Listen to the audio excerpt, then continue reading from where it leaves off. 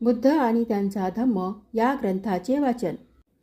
यशोधरा आणि राहुल यांची भेट.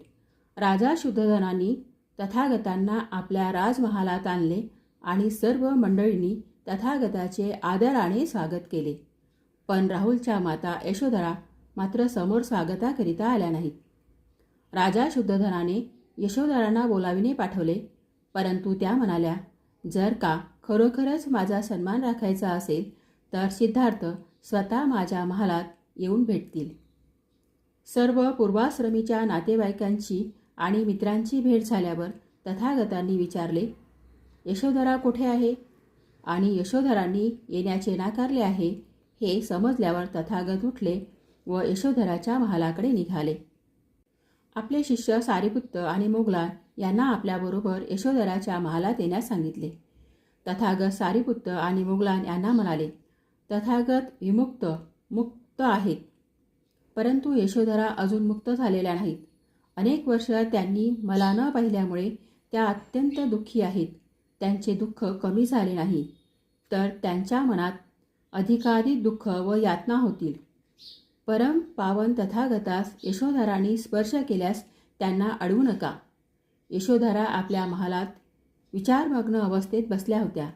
तथागतांनी महालात प्रवेश करता क्षणी काठोकाठ भरून वाहणाऱ्या पाण्याच्या पात्राप्रमाणे त्या इतक्या आदरयुक्त प्रेमविभोर झाल्या की त्यांना स्वतःला सावरणे शक्य झाले नाही. ज्यांच्यावर आपण प्रेम केले ते आता सत्याची शिकवण देणारे जगत वंदनीय तथागत आहेत हे विसरून त्यांनी तथागतांचे पाय धरले आणि एकसारख्या रडू लागल्या. परंतु आपले सासरे राजा शुद्धोधन राजा तेथे आहेत हे लक्षात आल्यावर यशोधरा उठल्या आणि आदराने आणि विनयाने थोड्या अंतरावर जाऊन बसल्या. यशोधराच्या वतीने क्षमा मागून शुद्धोधन म्हणाले, यशोधराचे असे वागणे हे प्रेमातिशयामुळे असून ही क्षणिक भावविवस्था नाही. पतिविरहाच्या 7 वर्षाच्या काळात सिद्धार्थांनी जेव्हा केशवपन केल्याचे ऐकल्यावर यशोधराने देखील केशवपन केले. जेव्हा त्यांनी असे ऐकले की आपल्या पतीने सुगंधी द्रव्ये आणि अलंकार याचा त्याग केला आहे तेव्हा यशोधरांनी देखील त्यांचा त्याग केला. आपल्या पतीप्रमाणेच यशोधरा ठराविक वेळेस मातीच्या पात्रातून अन्न सेवन करीत असे. हे केवळ तात्पुरत्या भावनाविवस्थेमुळे नसून ते यशोधराच्या श्रेष्ठ मनोधैर्याचे लक्षण आहे. तथागतांनी परिव्रजा घेतली त्यावेळेस यशोधरांनी दाखविलेल्या महान धैर्याची व त्यांच्या अलौकिक महान गुणांची तथागतांनी प्रशंसा केली. सिद्धार्थ बोधिसत्व असताना व मानवाचे सर्वश्रेष्ठ ध्येय बुद्धत्व प्राप्तीकरिता प्रयत्नशील झाल्यावर यशोधरांची परिशुद्धता, पावित्र्य, कुलीनता, सौजन्यता, सभ्यता, श्रद्धा व भक्ती हे सद्गुण बोधिसत्व सिद्धार्थ यांना अनमोल आणि उपकारक सहाय्यक ठरले होते. हे यशोधरांचे आपल्या पतीकरता असलेले कुशल मंगल कर्म होते आणि यशोधराच्या त्या थोर कुशल मंगल पुण्य पावन कर्माचाच तो परिणाम होता. यशोधराचे दुःख शब्दातीत आहे आणि त्यांच्या जीवनातील उदात्त वृत्तीमुळे त्यांच्या आध्यात्मिक पुण्याच्या कीर्तीत वाढ झाली होती आणि त्यांना अद्वितीय श्रेष्ठत्व प्राप्त झाले होते. नंतर यशोधरांनी 7 वर्ष वयाच्या राहुलला राजकुमाराच्या वेशाला साजेचे वस्त्र परिधान केले आणि त्या राहुलला म्हणाल्या, महान ब्राह्मणाप्रमाणे दिसणारा तेजस्वी सत्पुरुष तुझे पिता आहेत. मी अजूनही पाहिल्या नाहीत अशा धनद्रव्याच्या मोठमोठ्या खाणी साठे त्यांच्या जवळ आहेत. त्यांच्याकडे जा आणि ती संपत्ती तुझ्या ताब्यात देण्याविषयी त्यांना विनंती कर, कारण पित्याची मालमत्ता संपत्ती वारस हक्काने पुत्राकडेच आली पाहिजे.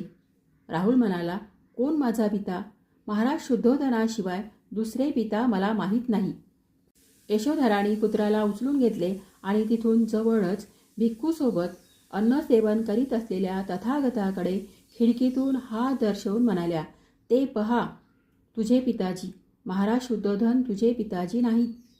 राहुल तथागताकडे गेला आणि तथागताच्या चेहऱ्याकडे पाहून निर्भयपणे आणि आदरयुक्त प्रेमाने म्हणाला, आपण माझे पिता आहात ना? आणि तथागतांच्या जवळ उभा राहून तो पुढे म्हणाला, श्रमणा, आपली छाया देखील आनंददायक आहे. तथागत शांतच राहिले.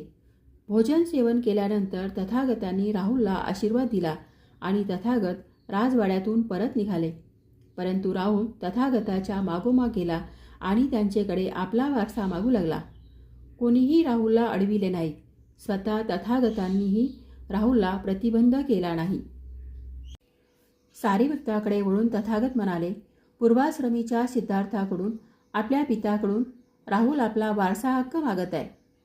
चिंता आणि दुःख निर्माण करणारी नाशवंत धनदौलत संपत्ती तथागत देऊ शकत नाहीत, परंतु ज्याचा कधीही क्षय होणार नाही अशा पवित्र मंगल धनाचा वारसा मात्र तथागत देऊ शकतील. राहुलला उद्देशून अत्यंत आस्थेने तथागत म्हणाले, सोने, रुपे आणि रत्ने यापैकी तथागताकडे काहीही नाही, परंतु धार्मिक धन स्वीकारण्यास तू तयार असशील आणि ते वाहून नेण्यास तू सांभाळून जतन करण्यास सक्षम सामर्थ्यवान असशील तर ते धन विपुल प्रमाणात तथागताकडे आहे. तथागताचे धार्मिक धन म्हणजे तथागतांचा धम्ममार्ग. परमोच्च आनंदाच्या प्राप्तीकरिता मनाच्या संस्काराच्या साधनेला ज्यांनी आपले जीवन अर्पण केले आहे अशांच्या संघात प्रवेश घेण्याची तुझी इच्छा आहे का? होय, राहुलने दृढतापूर्वक निश्चयाने उत्तर दिले. राहुल भिक्खू संघात दाखल झाल्याचे ऐकून शुद्धोधन राजास अतिशय दुःख झाले.